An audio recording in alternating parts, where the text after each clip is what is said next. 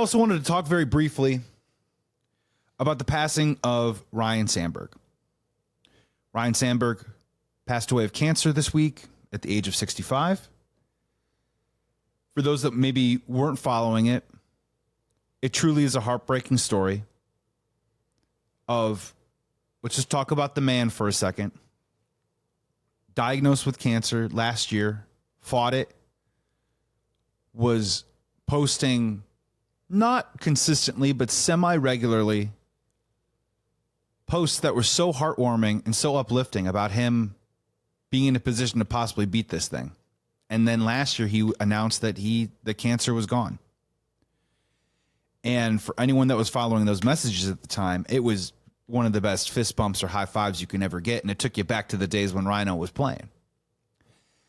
And unfortunately, the cancer came back recently. Ryno fought as hard as he could and succumbed to cancer and has passed away at the age of 65. And things were looking a little worrisome recently when about a week and a half ago, we started seeing players like John Lester, wearing Ryne Sandberg's jerseys to the games. Jed Hoyer did an interview in the booth during a Cubs game and unprovoked began singing the praises of Ryne Sandberg, finished his statement about Ryne Sandberg by saying Godspeed. So you knew something wasn't great. And Ryno is no longer with us. And here's what I will say. I'm 41 years old. I was born in 1984. And I will tell you that Ryne Sandberg, for me personally, was my first baseball sports hero of my lifetime. Ryno, who had a game named after him, the Sandberg game, the game in which he was 5 for 6 with 3 singles, 2 home runs, 7 RBIs. Of course, those 2 home runs, one comes in the 9th inning to tie the game at 9. The other one is a 2-run shot to tie the game once again in the very next inning. A game that was on national TV, broadcasted by Bob Costas and also Harry Carey. It was a simulcast. But that Sandberg game, I was born in 1984. I didn't get the opportunity to watch it and see it, but it was a game that was told to me by my aunts and my uncles and my father and my family members, told to me in garages or around grills at a barbecue or sitting around the couch. It was, it was a myth. It was a tall tale. Can you believe what Ryno did? Not only did he do it once, he came up the next inning and he did it again. And that's what started my love affair, more or less, with the Chicago Cubs. And for those that are a little bit older than me, 1984 was that first, year in a long time since, probably the early 70s where the Chicago Cubs were winning. And the Chicago Cubs gave you that first, maybe that first taste of maybe it's possible. Maybe the Chicago Cubs can win the World Series. And then maybe 84 helped turn it into 89, and 89 turned into 98, and 98 turned into 03, and 03 turned into, 07 and 08, and then 15, 16, 17, and of course the World Series in 16. And Ryno was a big part of that. And for me, it's just sad. And I want to talk about the player first. Talking about the player first, Ryne Sandberg. Ryne Sandberg was the greatest second baseman of all time. You can give me the career home runs of Jeff Kent.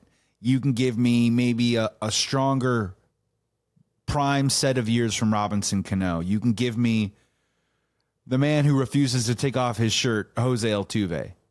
Ryne Sandberg, to me, was the greatest all-around second baseman of all time.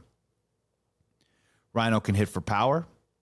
He was one of the first players, second baseman can hit 40 home runs. Holy cow. A second baseman can win an MVP. He could steal bases. He could score runs. He could hit for average. He could drive in runs. He could hit home runs. And 9 Gold Gloves. And at one point, a streak of 120 games without an error.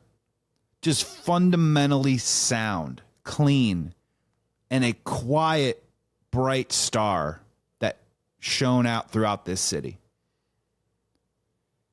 23 means a lot in this town. Devin Hester, Michael Jordan, Robin Ventura, and of course, Ryne Sandberg. And how lucky were we that we got a 23 like Ryne Sandberg? And I will also remember, for those that you don't, that might not. You know, we all think about and talk about Michael Jordan retiring and then coming back, playing in 95. Well, I'll tell you something. Ryne Sandberg did the whole I'm back thing first. He was the first one. He retired in 94, missed all that season. Of course, that season wiped away by the strike. But then unretired and came back in 95. And I'll tell you, nothing gave this young baseball fan, this young Joey, nothing made him happier than seeing Ryne Sandberg come back. And when we talk about Ryne Sandberg, too, as well, he really epitomizes, I think, what we Chicagoans love about our Chicago athletes. You know, when you think about the fan favorites throughout time, you know, the Joakim Noahs of the world. Why do we love these Chicago athletes so much? Sometimes it isn't so much the skill as so much it is who they are, their integrity, the hard work, how they care for the city, how they do it the right way. And Ryne Sandberg embodied all of those things. And I will say, I never got an opportunity to meet him, but just reading and seeing all the reactions from people over, you know, the last day or so, is that nobody has a cross word with Ryne Sandberg. It is only a kind word, and a word of him being compassionate, being kind, being generous.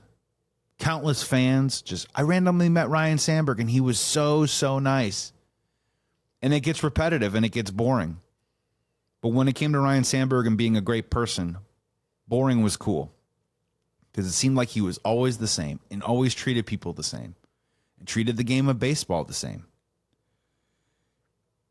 And one of the great honors and one of the reasons I began to respect Ryne Sandberg even more, even after he made the Hall of Fame, even after he thrilled me on the field, was that Ryne Sandberg wanted to manage. And unfortunately at the time, for reasons that are probably a bit complicated, Jim Hendry was willing to give Ryne Sandberg the job right off the jump. We see all these great Hall of Fame athletes all the time automatically just get these gigs and start running with it.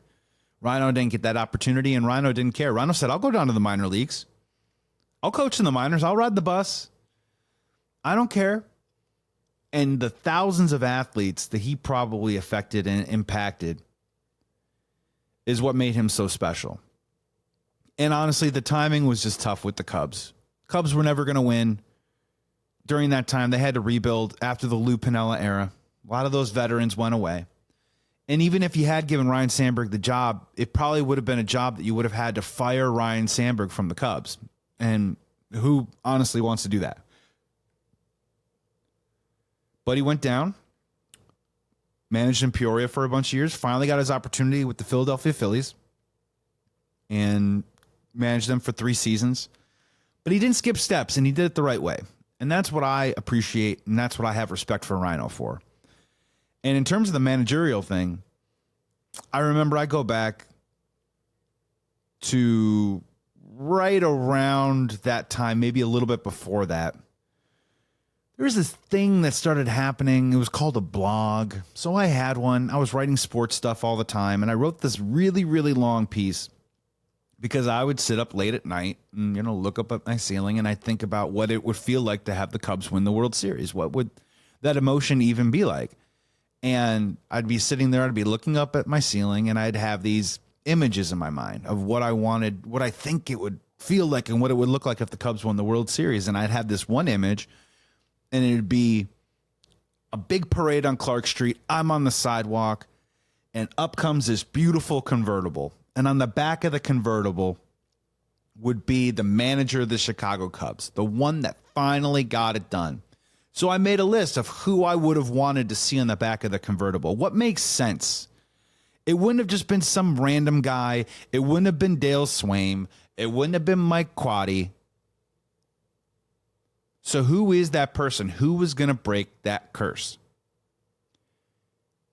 In my top 3, I had Joe Girardi. Number 2, I had Ryne Sandberg. And number 1, I had Joe Maddon. This isn't to toot my own horn about being right about Joe Maddon. It was more of like a wish coming true than more of me prognosticating or having some sort of take go right for me. But number 2 was Ryno, because irrespective of his skills as a manager, just if it was Ryno that came around and broke the curse for the Chicago Cubs, I don't know how much more legendary you can get, because he already was a legend. But that was the kind of respect that I felt for him, and that was the kind of player that he was. And he was larger than life, but he was quiet as a mouse. He was fundamental, but he was a superstar. He was an MVP. He was a Hall of Famer. But I bet if you met him and shook his hand and he smiled at you, he was just like any of us. And all I can say is rest easy, Ryno. Condolences to the Sandberg family. Condolences to Chicago Cubs, the organization, the fan base, and honestly, every Chicagoan. Because we lost a great one. His name was Ryne Sandberg. He was a Chicago Cub, and he was ours.